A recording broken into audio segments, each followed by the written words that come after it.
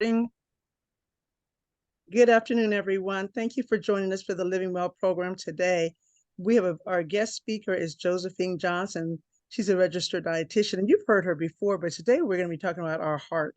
Now, we know that the heart is an essential organ of the body, but she's going to actually help highlight some of the things that we maybe have not thought about as it relates to our heart.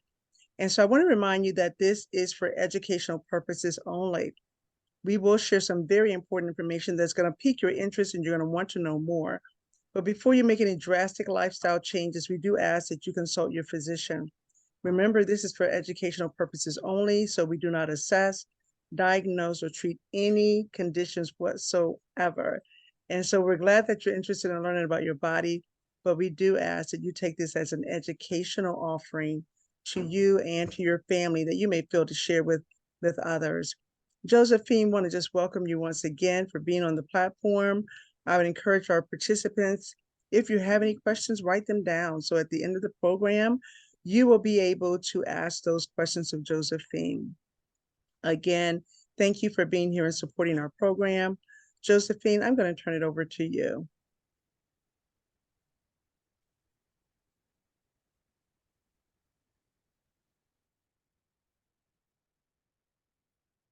Okay.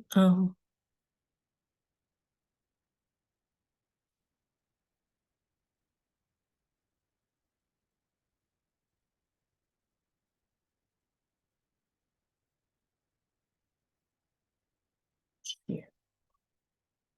Okay.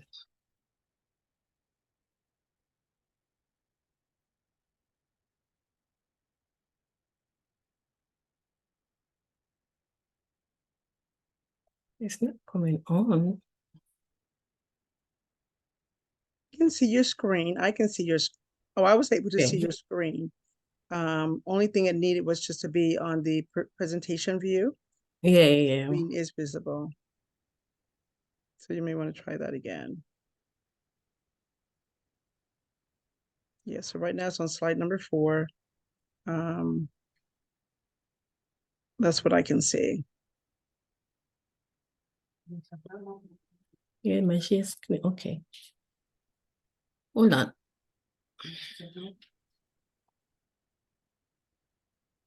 Okay. That's it? Okay, I can see it, that slide, yes. Okay.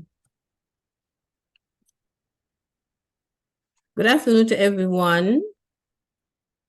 It's a pleasure to be presenting today about your heart. How about your heart? But before we do that, I want to do a little icebreaker.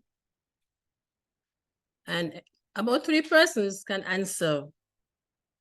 If you were given a choice to eat only one food for the rest of your life, what would that food be? I'll give 3 persons an opportunity to answer.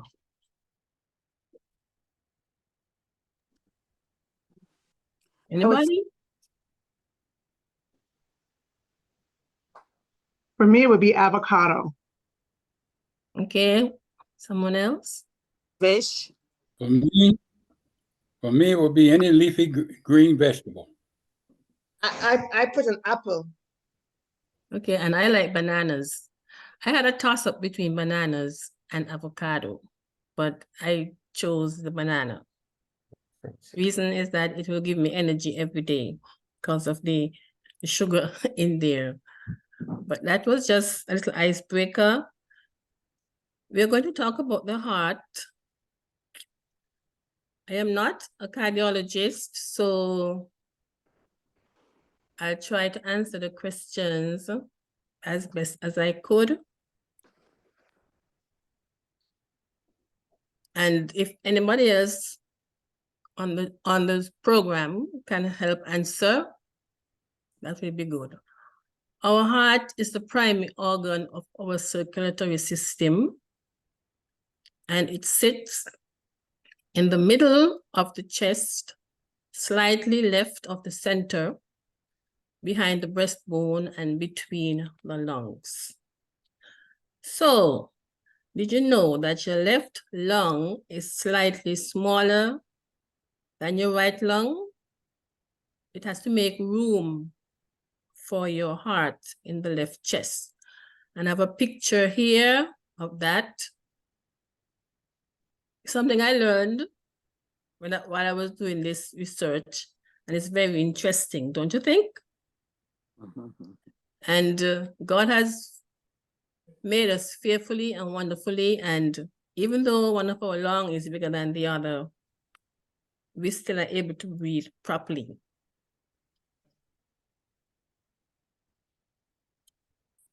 Everyone's heart is slightly different in size.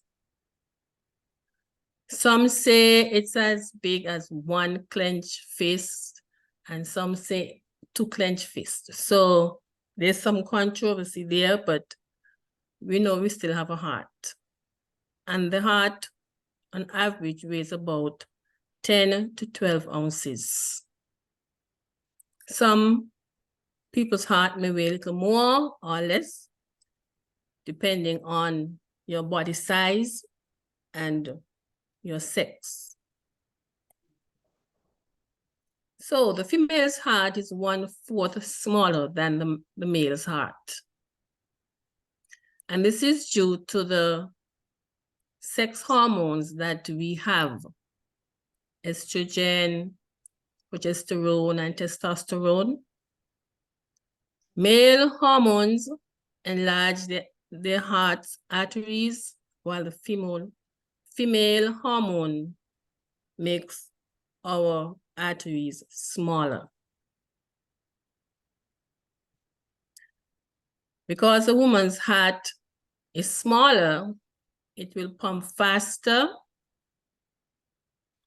and it pumps less blood. So the less blood, because it pumps less blood, it has to pump faster. Other stressful conditions can make the heart beat faster as well. But a man's heart ejects more blood with each pump because the arteries are larger.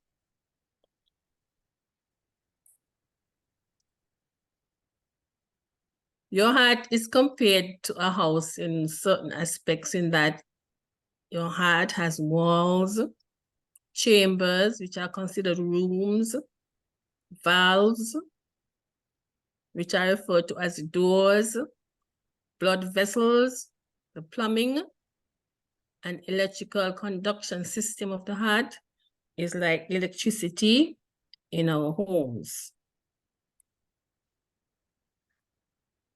So our heart has 4 chambers. You have 2 on top and 2 at the bottom. And the valves are like doors between your heart's chambers. They open and close to allow blood to flow through. And I have a little picture here of the right side, left side of the heart, the valves and the chambers of the heart, which I think is very fascinating.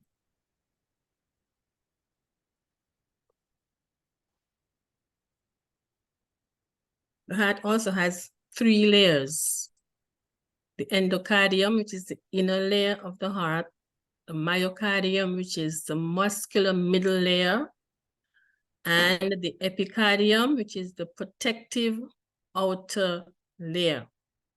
3 layers of the heart. The blood that goes to and from your heart passes through 3 types of blood vessels. The arteries carry oxygen-rich blood from your heart to your body's tissues, with the exception of your lungs, because the pulmonary arteries do that work. The veins carry oxygen-poor blood back to your heart. And the exchange of the oxygen-rich blood and oxygen-poor blood takes place in your capillaries, which are small blood vessels.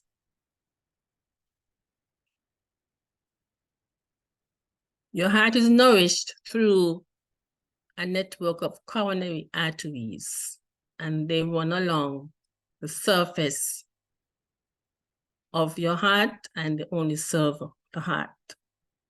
So those arteries are very important.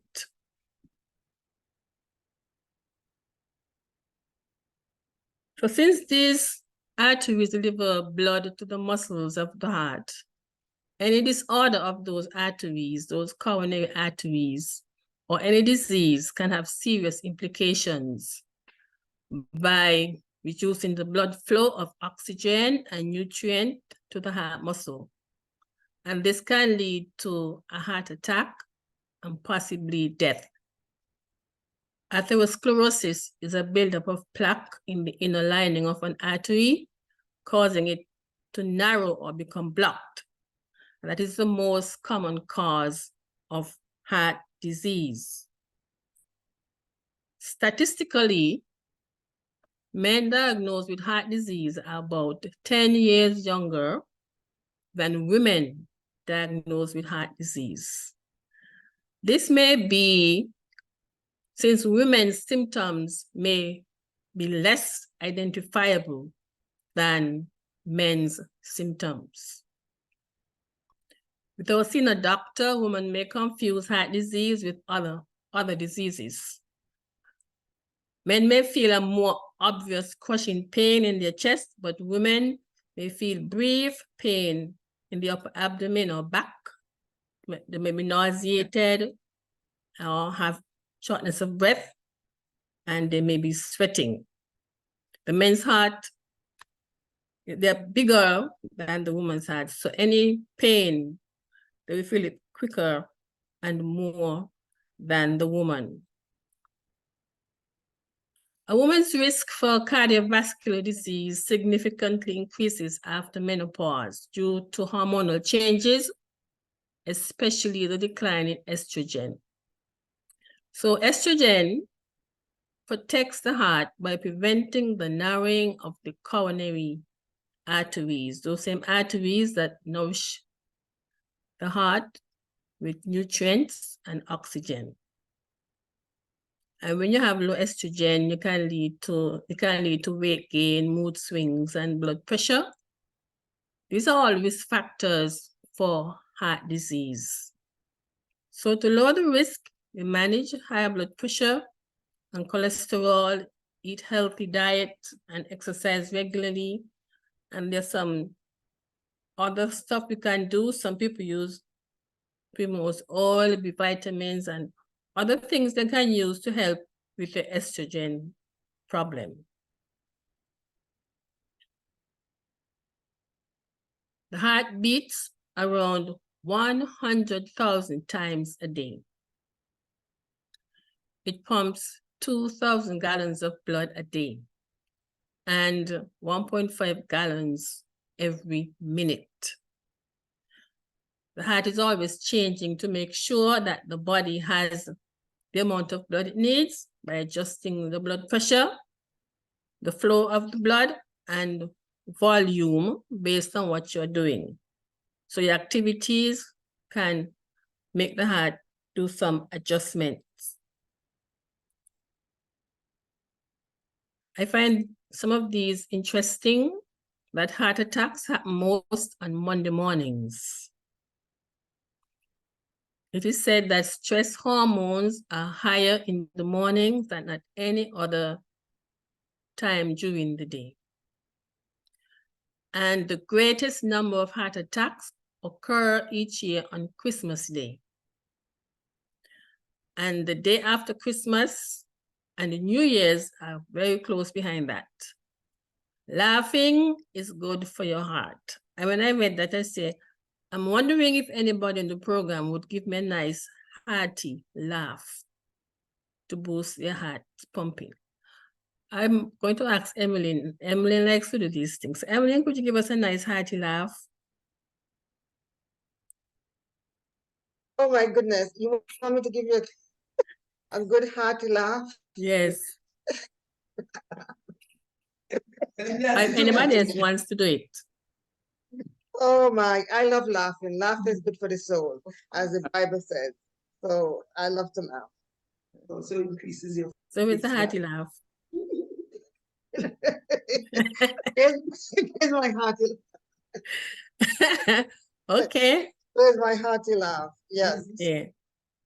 The right side of the heart pumps blood into the lungs, and the left side pumps blood back through the body.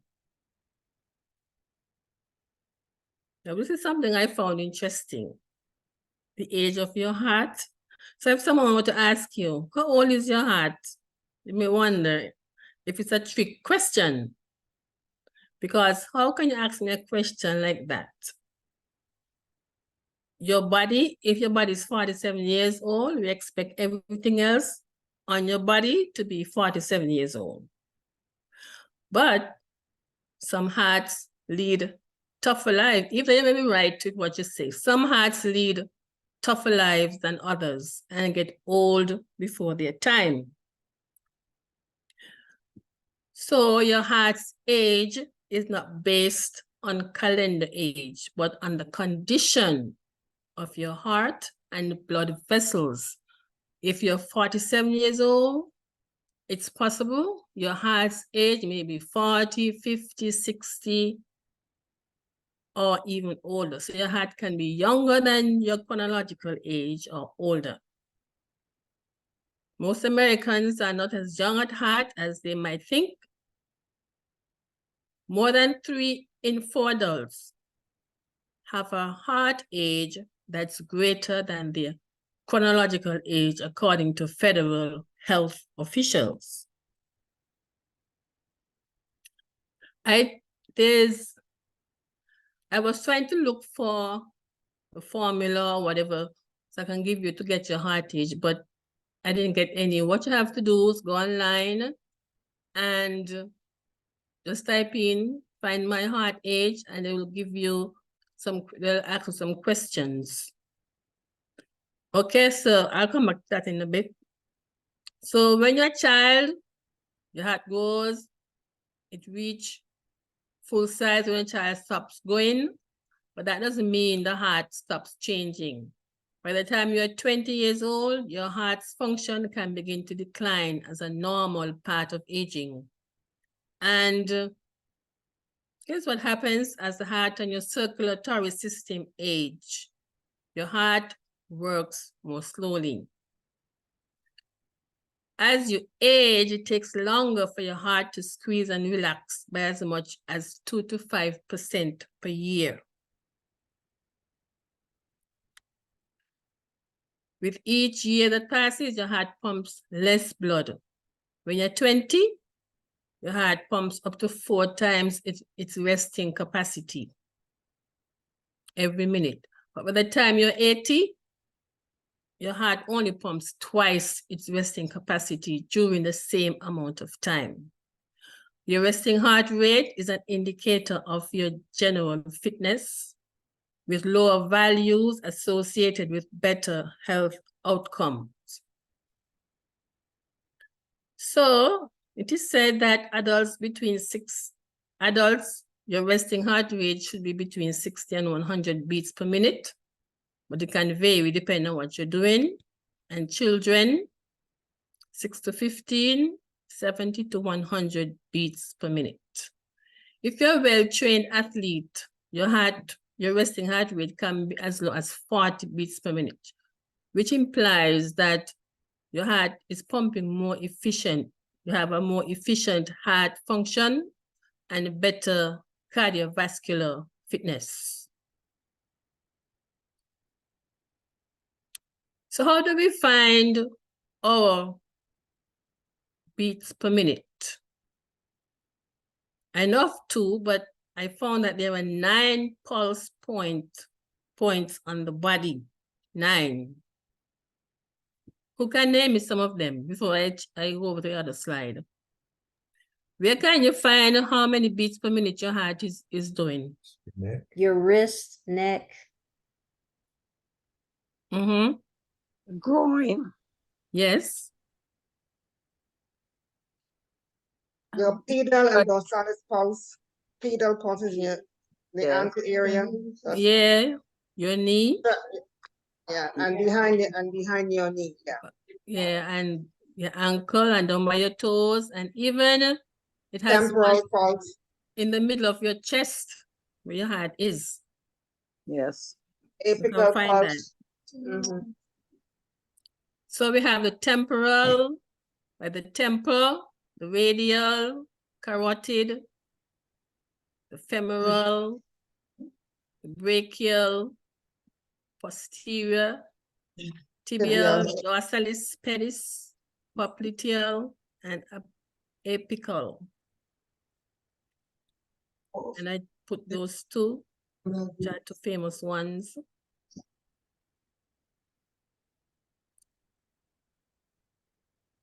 Part of what contributes to your heart's reduced pumping power is loss of muscle.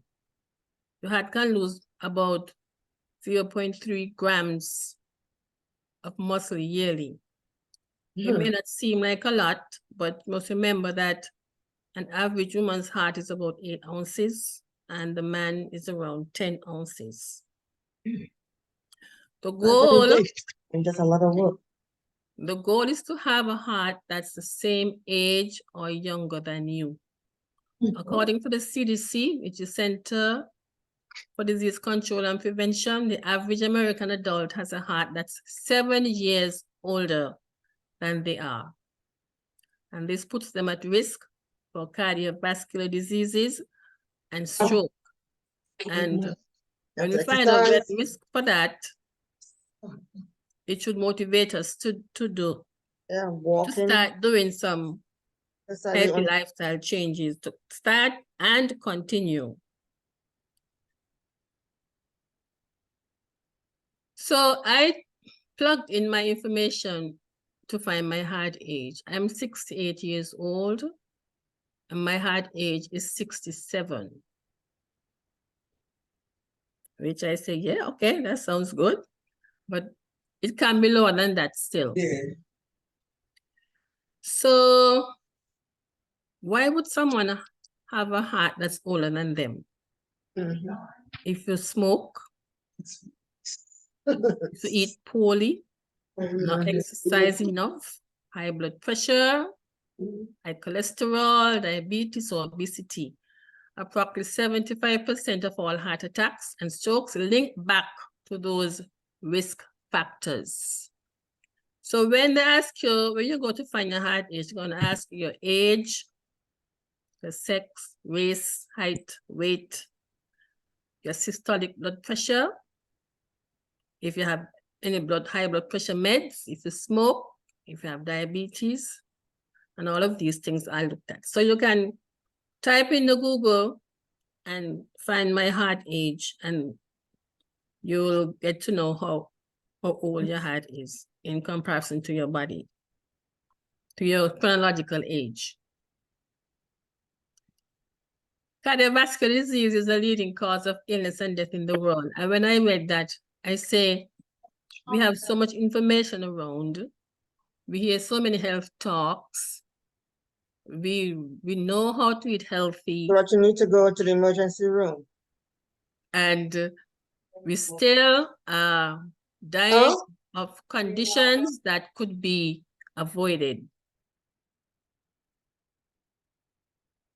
So heart conditions are among the most common type of disorders affecting people.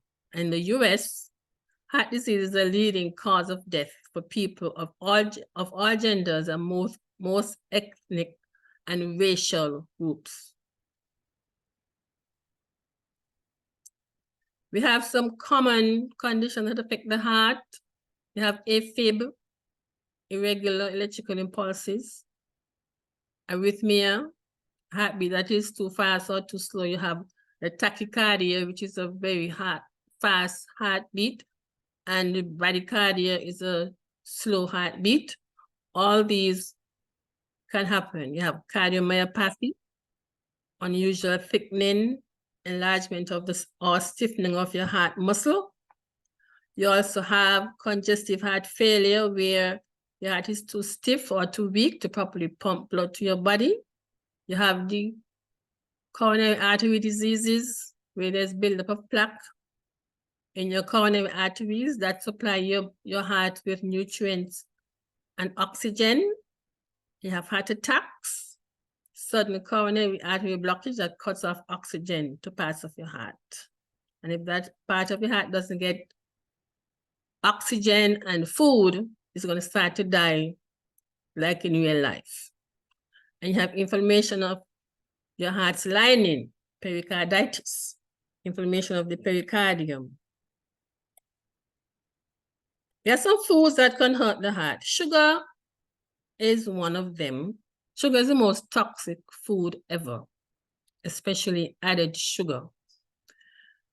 Sugar is seen as gasoline to start the fire inflammation, which your heart will end up getting myocarditis, which affects the heart's muscle, causing the electrical system to be irregular. Excess sugar equal extra calories, which is equal to stored high triglycerides. And then that will turn into LDL, which is a major risk factor for heart disease.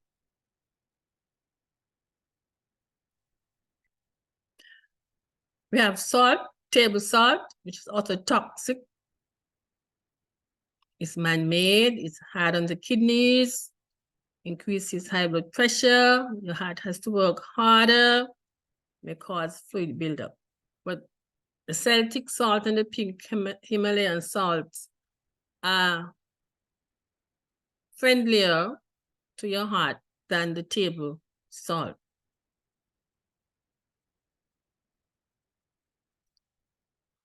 Salt intake and heart disease are related because high sodium consumption can raise blood pressure, as I said before, and high blood pressure is a major risk factor for heart disease and stroke. So we need salt, but we eat too much salt in the form of sodium.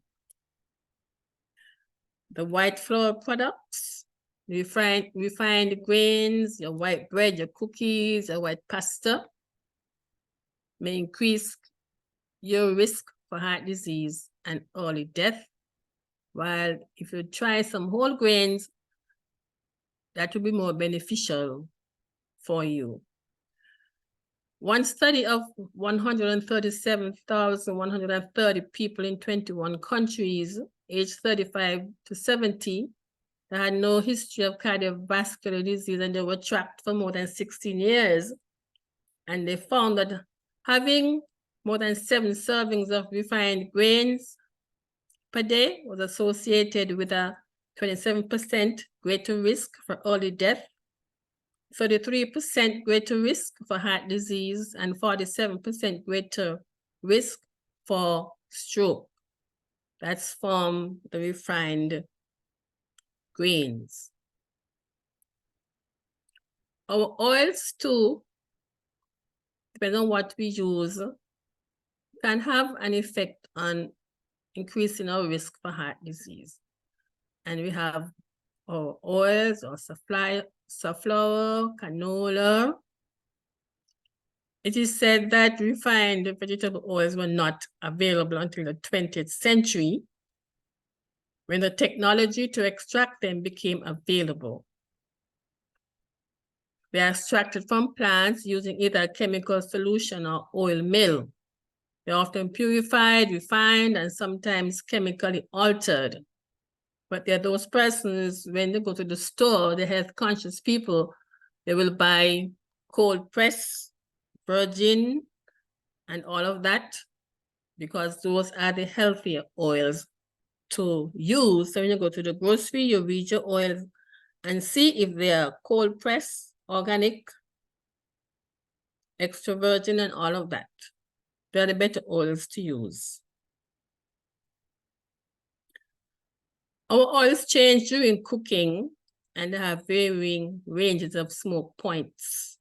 A smoke point is when the oil is no longer considered stable and starts to degrade because it's heated beyond your smoking point and produce free radicals. Free radicals are not friendly towards the body. They can cause damage. The plaque the cancer and all of that. They lead to inflammation and they put stress on the body, and they're linked to increased risk of coronary artery disease.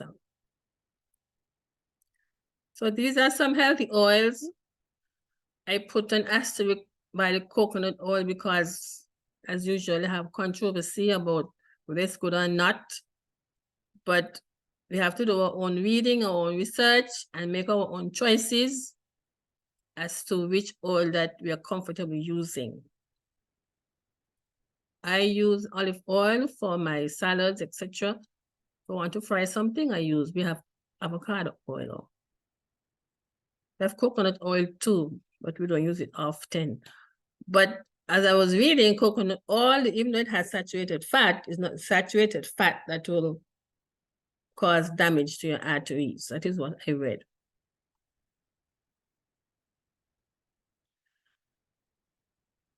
The vegetable oils can be turned to margarine after they have been exposed to heat, chemicals, hydrogenation, bleaches, emulsifiers, additive. And each step of the process moves the finished product further and further away from the natural plant source and creates unwanted byproducts. So you have margarine and we have butter. Margarine is made from hydrogenation of vegetable oils and has trans fats. Butter is made from cream or milk and has large amounts of saturated fat. So the question is asked often, is butter better? And I will tell you, I use butter,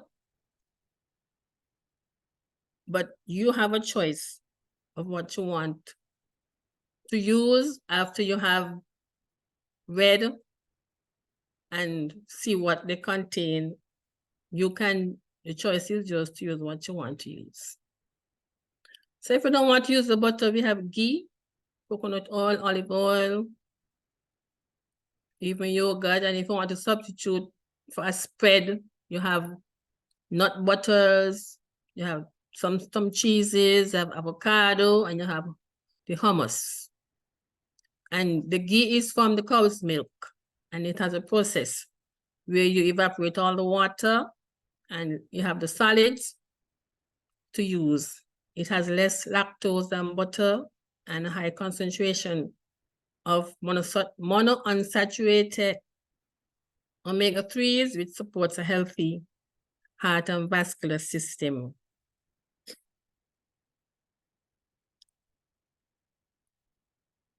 The processed meats that they make, your sliced turkey, hot dogs, and lunch meats and all of that, these things are not good for us to consume. They will increase our risk of the coronary heart disease, shorten our lifespan, according to a study done following some people for 30 years. They conclude that it will increase the risk of coronary heart disease. So these meats are transformed by salting, curing, smoking, or adding chemical preservatives.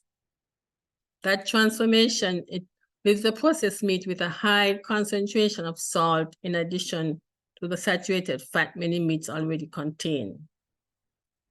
The added salts can quickly add up, increasing blood pressure, weight, and the risk of heart disease, 3 common causes of cardiovascular disease. Exercise is also important along with diet, and the recommendation is 30 to 60 minutes of aerobic exercise 3 to 4 times per week to promote cardiovascular fitness, and some put it as 150 minutes of moderate or 75 minutes of intense exercise per week. Physical inactivity ranks similarly to cigarette smoking, high blood pressure, and elevated cholesterol. Twice as many adults in the US are physically inactive than those who smoke cigarettes. It is estimated that approximately 35% of coronary heart disease is linked to physical inactivity. That's supposed to be physical inactivity. So what's our conclusion today? Anybody wants to share their conclusion? What are you thinking about what was said? How about your heart? Yes, this is Stan. I'm really amazed by today's presentation. I thought I knew a little bit about the heart, but that was quite informative, really on a deep level. And I can see that I can still do better. So that was great information. I learned a lot. I appreciate it. You're welcome. Yeah, this is Emlyn. I realize how powerful the heart is.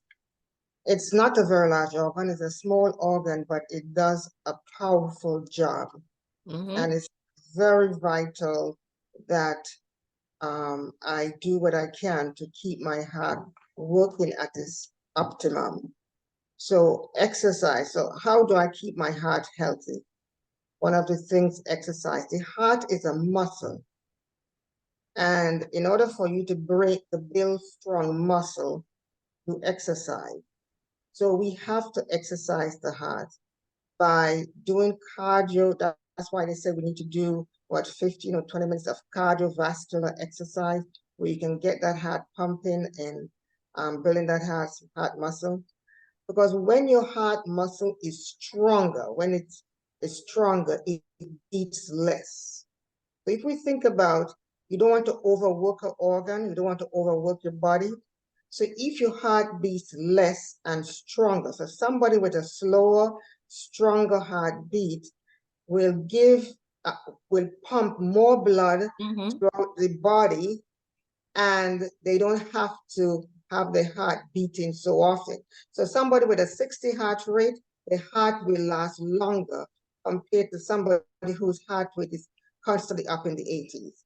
Although it's a normal heart rate, but a 60 heartbeat is a better rate to be at than an 80, because a 60, your heart, and if it beats strong, so if your heart rate is at 860 and it beats strong, it pumps blood throughout your body, your heart will last longer. So I think that's one of the ways you can have our heart lasting longer, by exercising, so we can build that muscle, and so we can have a stronger heart pumping, so we can have blood flowing throughout the body, and it will also last longer. Okay, that's right. Anybody else? Yeah, I was just going to say, this is Yvette. I found that it was fascinating that, most oftentimes when you think of your heart, you don't necessarily think that it can still change, and through, like this physical metamorphosis, just like our spiritual growth, that it can still be changed and improved upon. So the great thing when you're sharing this, I was like, look at this great news that we have, that, tomorrow when we wake up, we can make that choice of healthy eating, that it can still be changed, and that it hasn't reached its final point. And that's true too of our spirituality. So I was just that's a good news story. So thank you. Very fascinating. Right. As we tie it to our spirituality.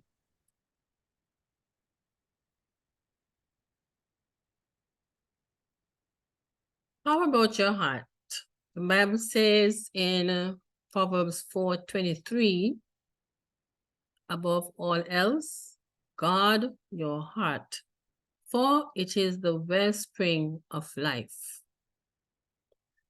And this is necessary for at least 3 reasons, because the heart is extremely valuable, both spiritually and physically.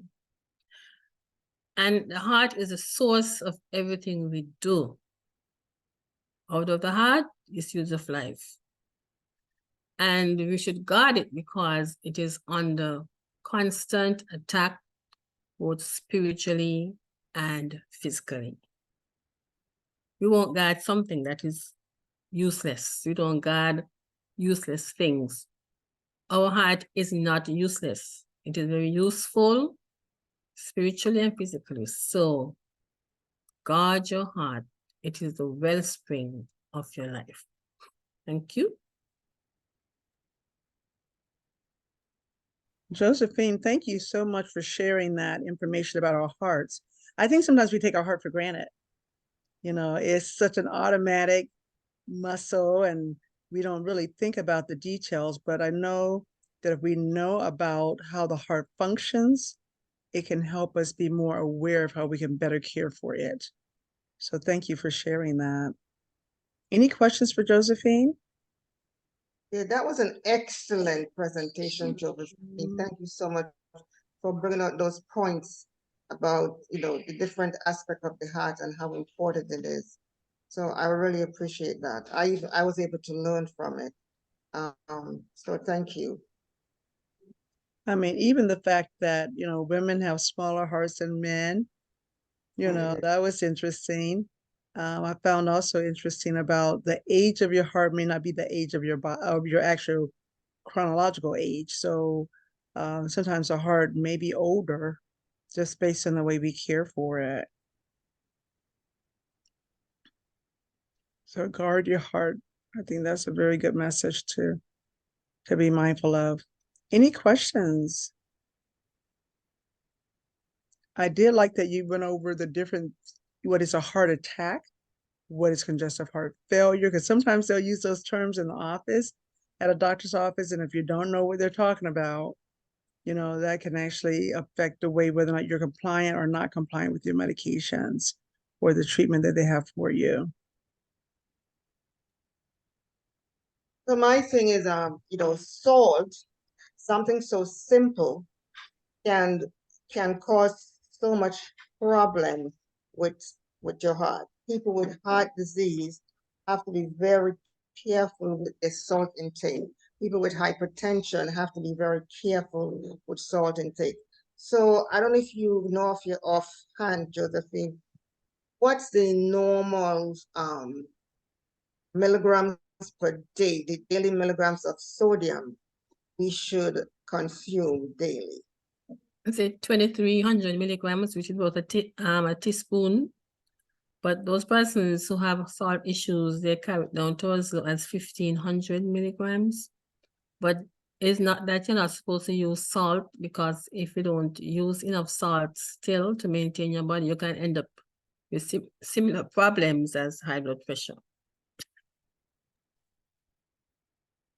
Okay, so you're saying that 1,500 milligrams daily for, for The those with doctor would recommend how much, but I know they go as low as 1,500 15, milligrams. right? There was a guy back home, he has a salt issue, and he told his wife, don't cook with any salt. And he ended up in the hospital because he has salt problems and he decided he didn't want any salt. And he ended up in the hospital because you can get heart palpitations just the same way, because you're diluting your body fluids, and your body fluids must be for certain concentration, and salt is in there, sodium. So it's not that we're not supposed to not eat salt. You have to have a limit, and your doctor and you would talk about that. So I guess to be on the safe side, added salt. Try not to add salt after cooking. Try not to add, especially those like condiments. We often think about, oh, I'm not going to add salt to my diet, but then we go crazy with the ketchup and with the other condiments, which also are salty. So we have to look at that. And as you were saying, that if someone doesn't eat enough salt, they can have problems. Because the problem is salt is one of the electrolytes, sodium. Our heart, as you bring out, Josephine, that our heart has an electrical conduction.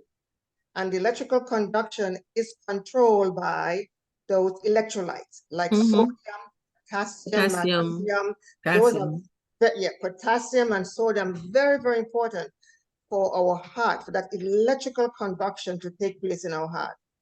I'm sorry, I forgot I was not on. I had my video off. So it's very important for those electrical conduction to take place. And sodium, magnesium, and potassium, very, very key for that. So we need to balance. Everything must be done in moderation. So we just cannot say, I'm going to have salt, but if you don't, low sodium can cause confusion, can cause electrical imbalance, and cause irregular heartbeat, and you can have a heart attack. So we have to be careful. So moderation is the key. So, and the best thing is, you see those fast foods and condiments and canned goods and those food, let me, what do you call them? Those slice, I should go to the deli and buy those meats, those cotton meats, processed meats and all of that. You know, those things, we need to be very careful with them because they are full of salt. So we also have to be mindful that a lot of the foods already come with salt. So generally it's advised not to have added salt to your food. Yes.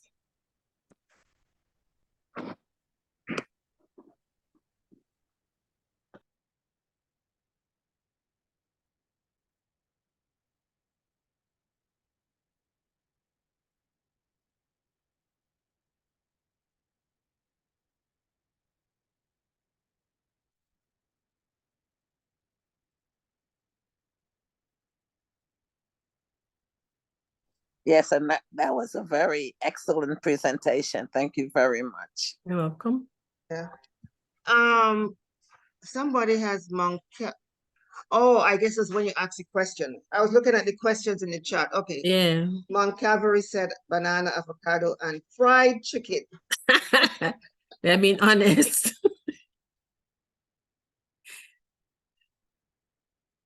Okay, well, I think that church, Mount Calvary's list is watching, so they have fried chicken. Okay.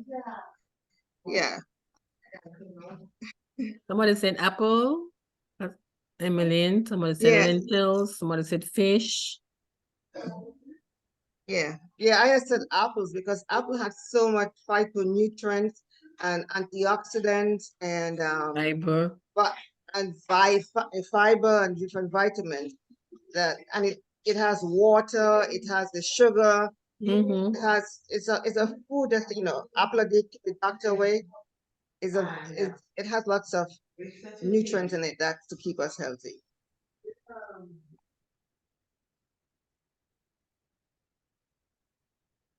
all right. Well, I'm going to stop the recording. But Josephine, thank you so much. I appreciate you doing the research on these topics and really helping us to think about how to best care for our body as God's temple.